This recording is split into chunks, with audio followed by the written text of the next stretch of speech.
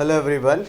चलिए एक बार फिर से हम प्रपोजिशन के टॉपिक को आगे कंटिन्यू करते हैं, जहाँ पर हम लोग प्रैक्टिस सेशन की बात कर रहे थे। कुछ क्वेश्चंस जो प्रैक्टिस के फॉर्म में हम लोग डिस्कस कर रहे हैं, तो ऑलरेडी 2 वीडियोज़ आपको मिल चुके हैं। आइए फिर स्टार्ट करते हैं। 45 तक हो गए थे, 46 से स्टार्ट करते हैं। कह रहे he tried to put me with a lame excuse, है ना।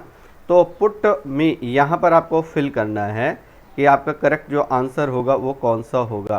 तो कह रहा है ही ट्राइड टू, उसने कोशिश की, to put me with a lame excuse, है ना।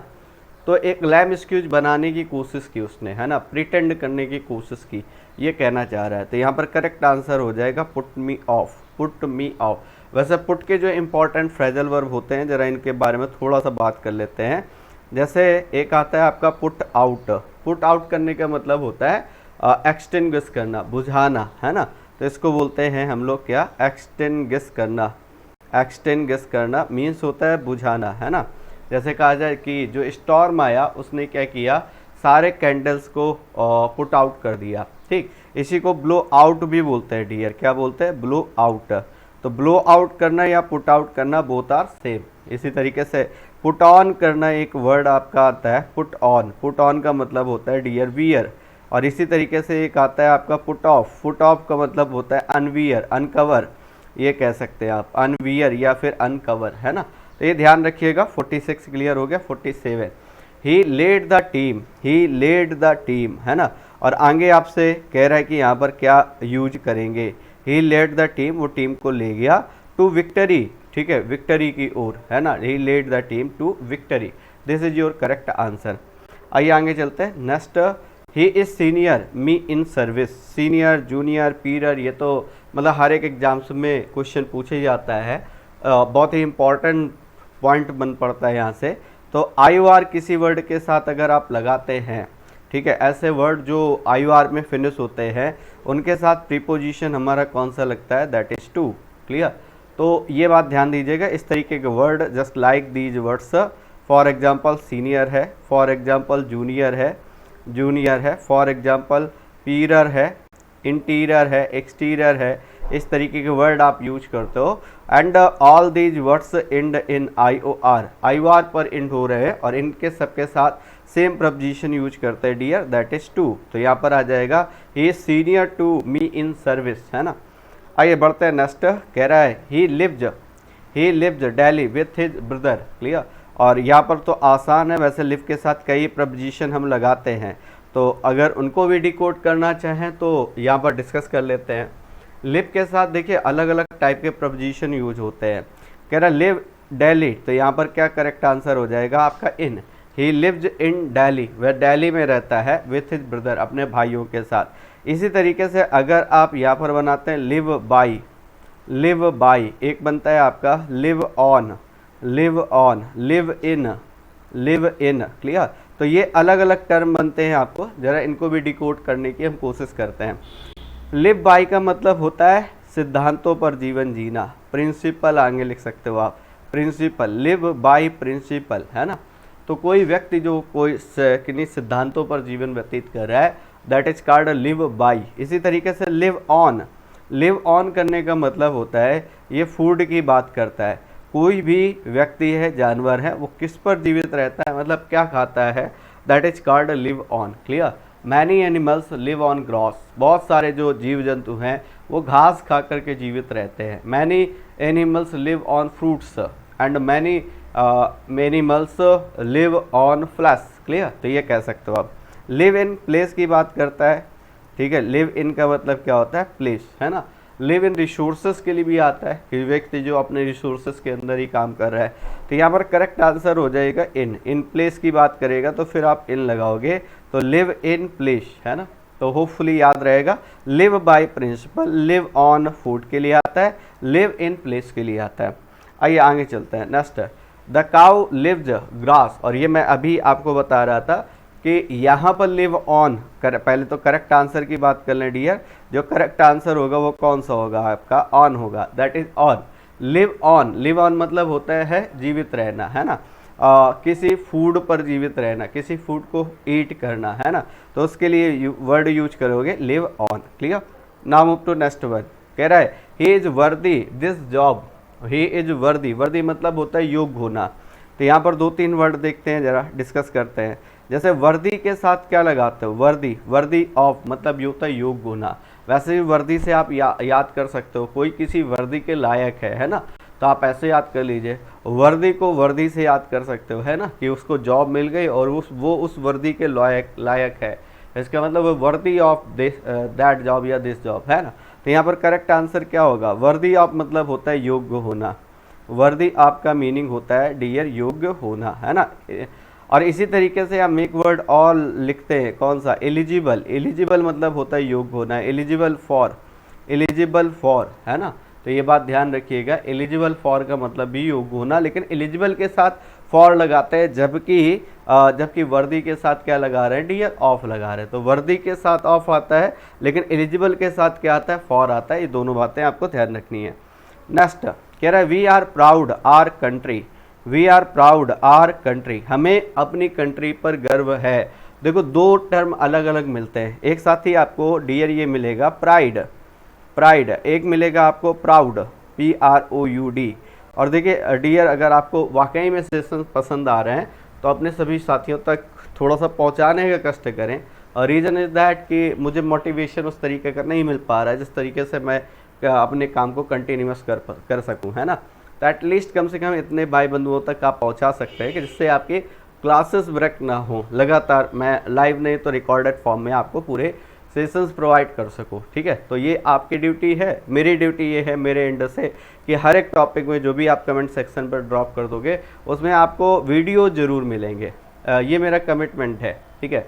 तो इसलिए मैं लगातार अपने मोटिवेशन को बनाए हुए हूँ अपने आप से, मैं चाहता हूँ आप भी थोड़ा मेंटेन करें तो दोनों एंड से चीज़ें बेहतर हो पाएंगी।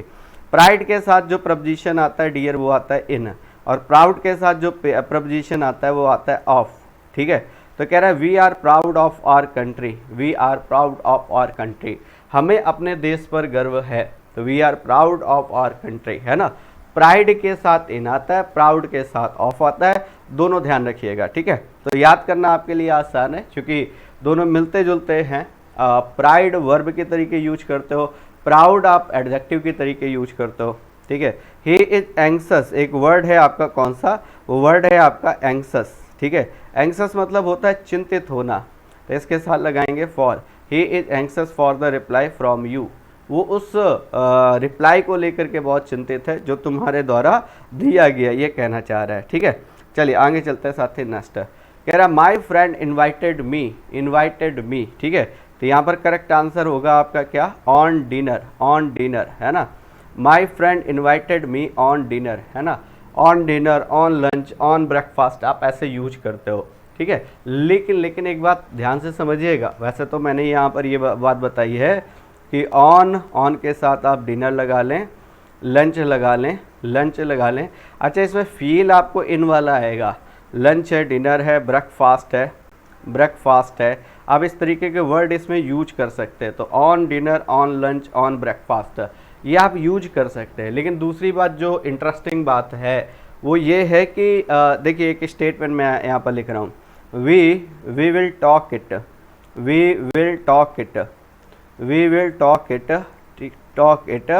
ठीक है। Fill in the blank, lunch. अब यहाँ पर करेक्ट आंसर होगा, या मान लो डिनर लिख लो, मान लो यहाँ पर डिनर लिख लिया, we will talk it dinner, ठीक है। करेक्ट आंसर हो जाएगा डियर आपका over, we will talk it over dinner, over lunch. हम इस पर लंच पर बात करेंगे, हम इस पर डिनर पर बात करेंगे, ये कहना चाह रहा है। तो यहाँ पर करेक्ट आंसर होगा आपका ओवर। तो अब अगर आप ये कह रहे हो कि किसी को आपने डिनर पर इनवाइट किया है, ऑन डिनर आ जाएगा। कोई चीज़ आप डिनर पर बात करने वाले हो, डिस्कस करने वाले हो, तो फिर ओवर डिनर आता है। तो ये दोनों बनते हैं, ऑन भी बनता है, ओवर भी बनता है। तो इसलिए ध्यान से देखिएगा वहाँ पर बात किसकी कर रहा है, somebody has invited on dinner, है ना, ये लिखोगे। लेकिन we will discuss this issue over dinner, ये आपका करेक्ट आंसर होगा। तो ये दोनों बातें आपको ध्यान रखनी है। नेक्स्ट है माई पेरेंट्स आर डिस्गस्टेड के साथ आप क्या यूज करते हैं, एक वर्ड है आपका नेक्स्ट जो है वो कौन सा है, डिस्गस्ट है। जैसे आप एंग्री यूज करते हो वैसे डिस्गस्ट यूज करते हैं हम। एंग्री और डिस्गस्ट दोनों सेम हैं। अब एंग्री के साथ आप क्या लगाते हो, जरा ये सोचने वाली बात है। तो तो एंग्री के साथ आप विथ और एट लगाते हो, वैसे डिस्गस्ट के साथ भी विथ और एट आएगा। और आगे लिया है समबडी, ये हिम कहता कोई पर्सन है, तो यहाँ पर करेक्ट आंसर क्या आ जाएगा डियर, विथ आ जाएगा। तो his parents are disgusted with him, है ना। डिस्गस्ट करने का मतलब होता है घृणा करना, तो ये ध्यान रखिएगा, वर्ड है आपका इंपॉर्टेंट वर्ड है। The village was destroyed by fire, है ना। तो क्या किया, जो विलेज है, देखिए खुद से कोशिश किया करो, आप वीडियो को पॉज करके खुद चेक करो उसका आंसर क्या हो सकता है।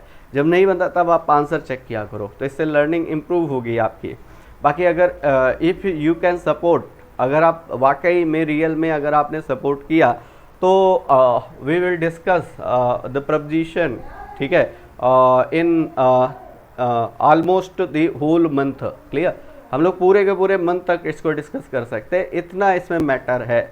और वाकई अगर आपका रिस्पांस बहुत अच्छा रहा तो मैं एक एक पर सिंगल वीडियो बनाऊंगा, जैसे एट प्रपोजिशन एट को लेकर के, एट के बारे में पूरी डिटेल होगी, फिर उसके बाद उसके पूरे एग्जाम्पल्स होंगे, उसके साथ फिक्स्ड प्रपोजिशन वाले कितने क्वेश्चन बनते हैं, उसके फ्रेजल वर्ब वाले उसके साथ कितने प्रपोजिशन बनते हैं, वो सब एक जगह समराइज्ड वे पर मिलने वाला है आपको कंटेंट, जो कि कहीं नहीं मिलने वाला। तो इस तरीके से काम करेंगे, इनके साथ, ऑन के साथ, सबके साथ डिस्कस कर लेंगे तो पूरा प्रपोजिशन ही आपका कवर हो जाएगा। चलिए, तो यहाँ पर क्या कह रहा है, the village was destroyed by fire will be your correct answer. आइए डियर बात करते हैं नेक्स्ट में। Our parliament is composed two houses, हमारा जो पार्लियामेंट है, संसद है, वो दो तरीके सदनों से मिलकर के बनी है, ठीक है। एक उच्च सदन, एक निम्न सदन होता है ना। आप क्या कहते हो, जैसे कंपोज्ड के साथ क्या लगाएंगे डियर, ऑफ लगाएंगे, कंपोज्ड ऑफ, है ना। कोई चीज़ किससे मिल करके बनी है, और इसी चीज़ को देखो, जिस तरीके से आप कंपोज्ड के साथ ऑफ लगाते हैं, कोई चीज़ किससे मिल करके बनी है, वही सेम मीनिंग आपका आता है कंसिस्ट के साथ ऑफ, कंसिस्ट के साथ ऑफ। तो इन दोनों का मतलब होता है बी मेड ऑफ, कोई चीज़ किससे मिल करके बनी है, बी मेड ऑफ, ये मीनिंग निकल करके आता है ना। जैसे our parliament is composed of two houses, ये आपका करेक्ट आंसर हो गया।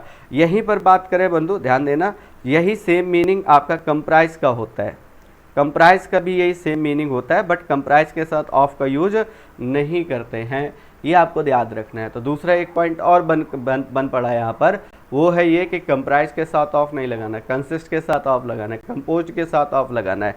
एक डियर अगर और सीख सके तो बेहतर है, वो है कंसिस्ट के साथ इन भी आता है, कंसिस्ट इन का मतलब होता है मेड। अब बी मेड ऑफ और मेड में अंतर है, ठीक है। जैसे कहा जाए ब्यूटी कंसिस्ट इन, आप ये कह सकते हो कि ब्यूटी कंसिस्ट इन रियलिटी, है ना, इस तरीके से। तो वहाँ बी मेड ऑफ का मीनिंग नहीं है, मेक का मीनिंग है, मेड का मीनिंग है।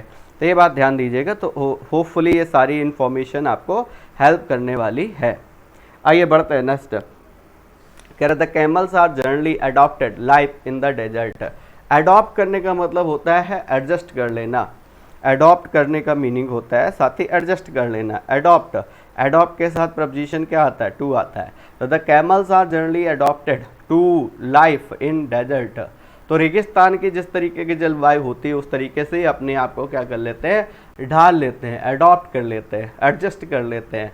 तो ध्यान रखिएगा अडॉप्ट के साथ तो सही प्रपोजिशन आपका क्या आएगा, टू आएगा। अडॉप्ट टू करने का मतलब होता है एडजस्ट कर लेना। आइए बात करते हैं साथ ही next, we should have regard our teacher, ये कहना चाह रहा है।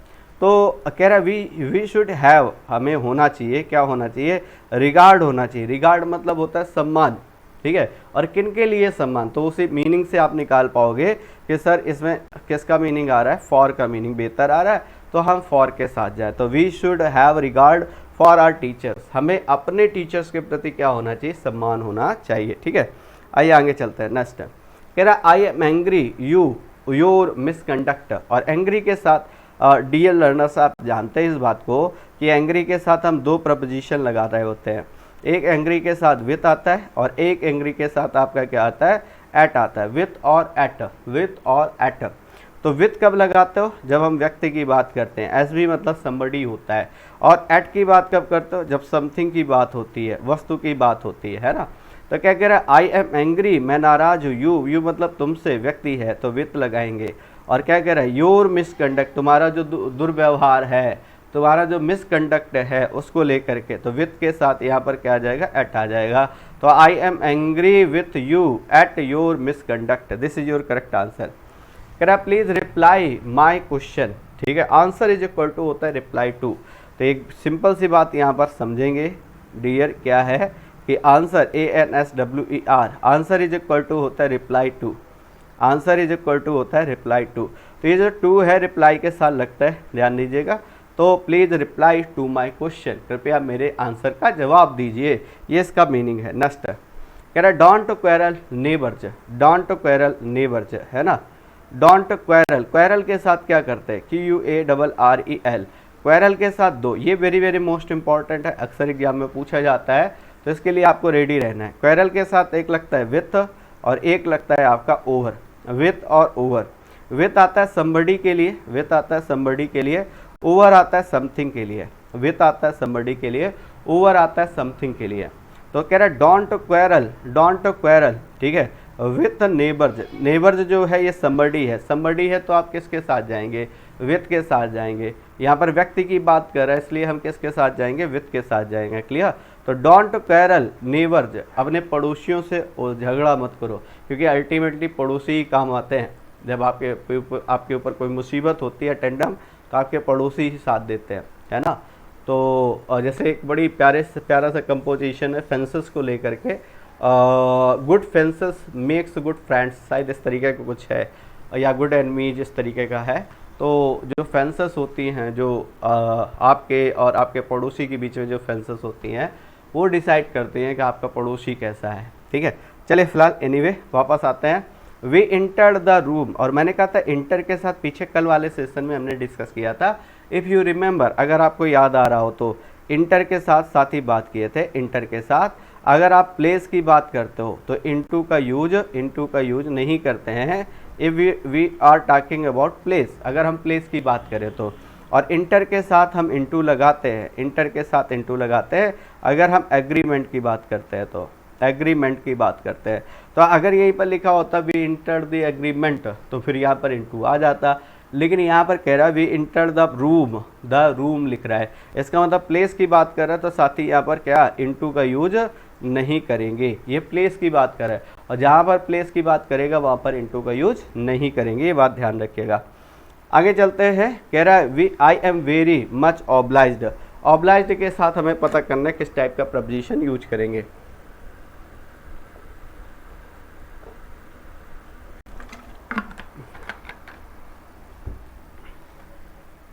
देखिए एक वर्ड है, आपका वर्ड है कौन सा, ऑब्लाइज्ड। ऑब्लाइज्ड मीन्स क्या होता है साथी, इसका मतलब होता है आभारी होना, ऋणी होना, है ना।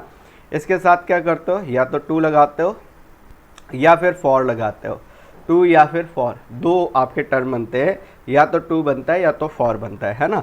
टू आता है साथ ही somebody के लिए, फॉर आता है समथिंग के लिए, somebody एंड समथिंग, है ना।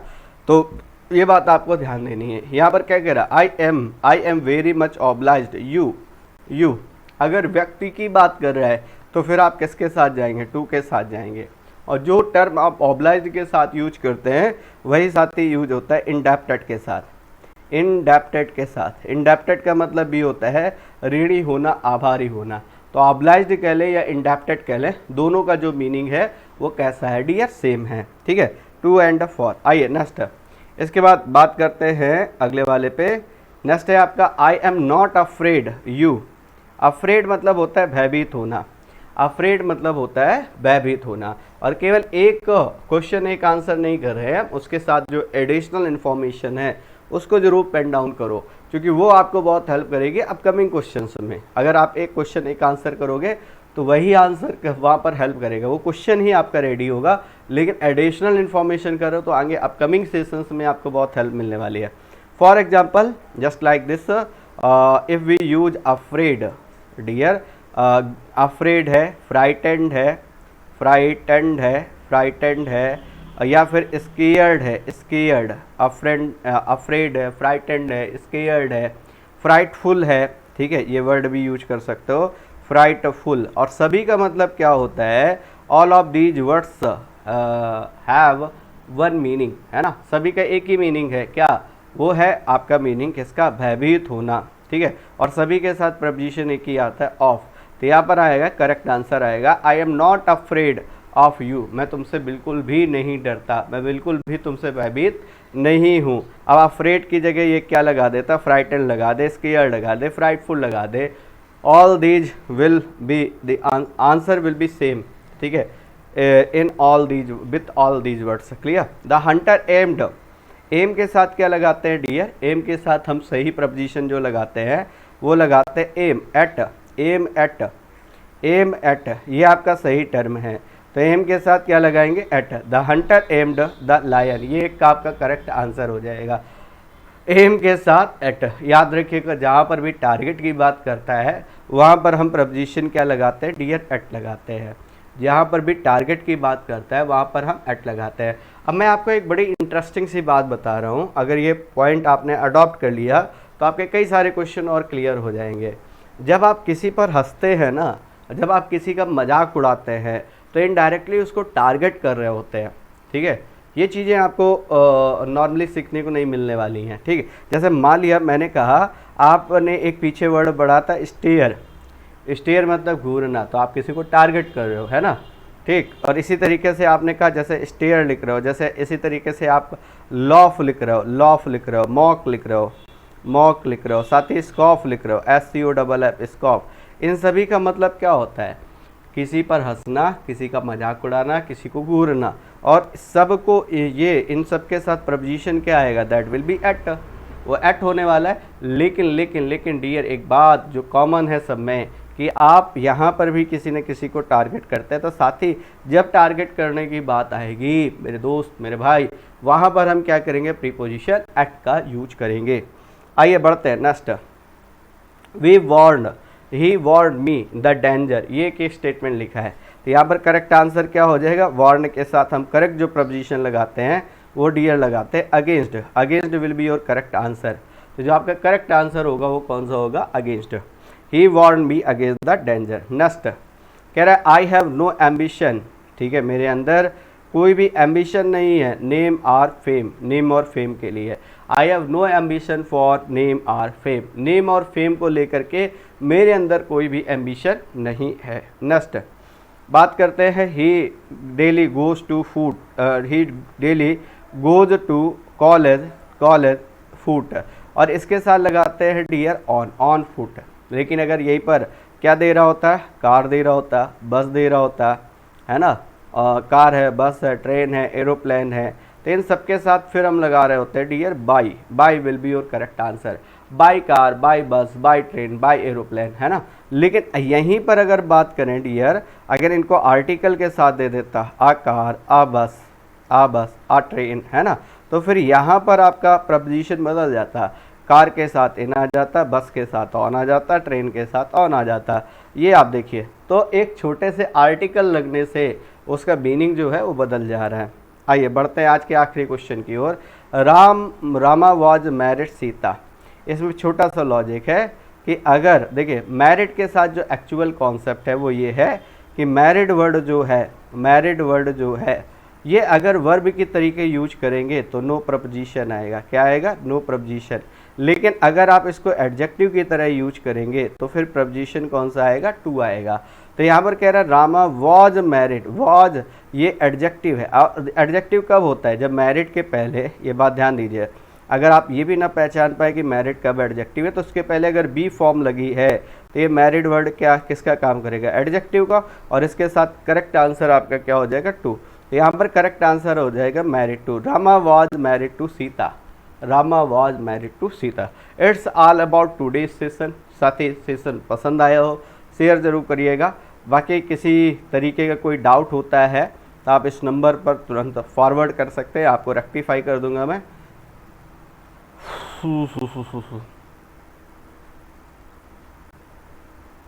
इस पे आप कर सकते हैं। अगर आपका कोई डाउट आता है ग्रामर के रिगार्डिंग, लैंग्वेज के रिगार्डिंग, इस टॉपिक के रिगार्डिंग या अदर टॉपिक के रिगार्डिंग, तो आप तुरंत उसको स्क्रीनशॉट लीजिए, क्रॉप करिए और फॉरवर्ड कर दीजिए मेरे पास। चलिए तो साथी मिलते हैं नेक्स्ट वीडियो में और बात करेंगे हम लोग इसी के आगे प्रोसीड करेंगे 70 क्वेश्चन। ये अच्छी खासी सीरीज चलने वाली है, नंबर ऑफ क्वेश्चन इसमें हम डील करने वाले हैं।